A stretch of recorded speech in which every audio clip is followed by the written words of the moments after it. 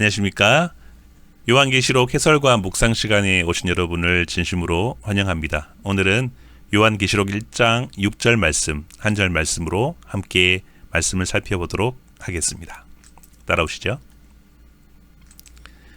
요한계시록 1장 6절에 보면 먼저 그의 아버지 하나님을 위하여 우리를 나라와 제사장으로 삼으신 그에게 영광과 능력이 세세토록 있기를 원하노라. 아멘 이라고 되어 있습니다. 먼저 살펴볼 것은 우리를 나라 삼으셨다라는 것입니다. 나라의 개념은 단순히 장소를 가리키는 것이 아니라 행동을 가리키고 있는 말씀입니다.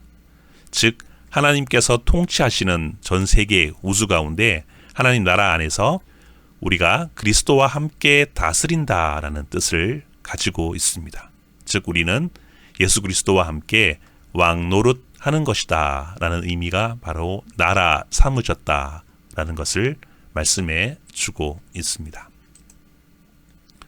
그리고 하나님께서 우리를 제사장으로 삼으셨다라고 이어서 이야기하고 있는데요. 이 제사장은 출애굽기 19장 6절 그리고 이사야 61장 6절에 나와 있는데요. 너희는 제사장의 나라가 되며 너희는 제사장이다 라고 말씀을 하고 있습니다. 하나님께서 이스라엘 백성을 제사장 삼으시고 이스라엘 사람들을 제사장으로 삼으셨다는 말씀입니다. 즉 믿는 사람들을 하나님께서 제사장 삼으셨다라고 이야기하고 있는 것이죠. 이 제사장은 하나님의 백성들은 하나님의 직접 나아갈 권세를 가지고 있다라는 것입니다. 하나님의 백성은 하나님께 직접 나아갈 권세를 가지고 있는 권리가 가지고 있고요. 동시에 하나님을 섬길 이 임무, 책임이 우리에게 주어져 있습니다. 우리가 직접 하나님 앞에 나아갈 수 있고 또한 하나님을 섬겨야 된다는 것을 말씀해 주고 있습니다. 그것이 제사장의 권리고 임무인 것입니다. 더 나아가서 선교적으로 세상과 그리스도를 화목케 하는 우리가 통로의 역할, 선교적 제사장의 사명을 감당해야 된다라고 성경은 우리에게 알려주고 있습니다. 계속해서 살펴볼 것은요. 우리를 나라와 제사장으로 삼으셨다라고 이야기하고 있는데요.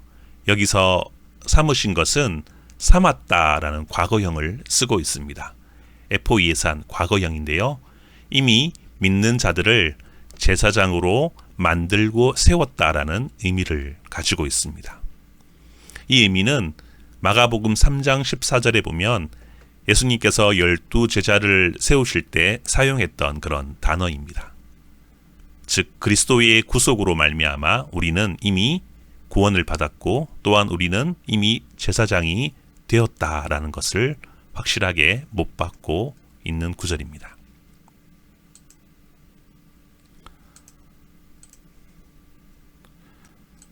계속해서 살펴볼 것은 그의 아버지 하나님을 위하여 우리를 나라와 제사장으로 삼으신 그에게 영광과 능력이 세세토록 있기를 원한다라고 말씀하는데요. 여기서 영광과 능력이 나옵니다.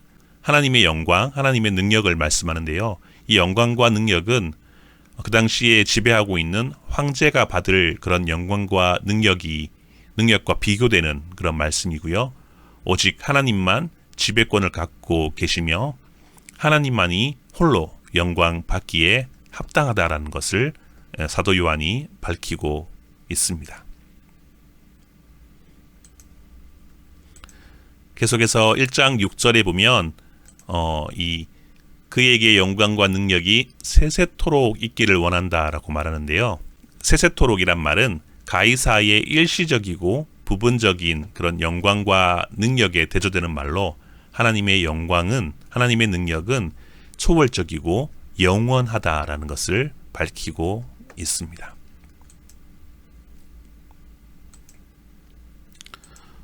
오늘의 묵상인데요. 예수님의 죽으심으로 말미암아 그리고 부활하심으로 우리가 믿음을 통해서 우리는 이미 나라와 제사장이 되었다라는 것입니다.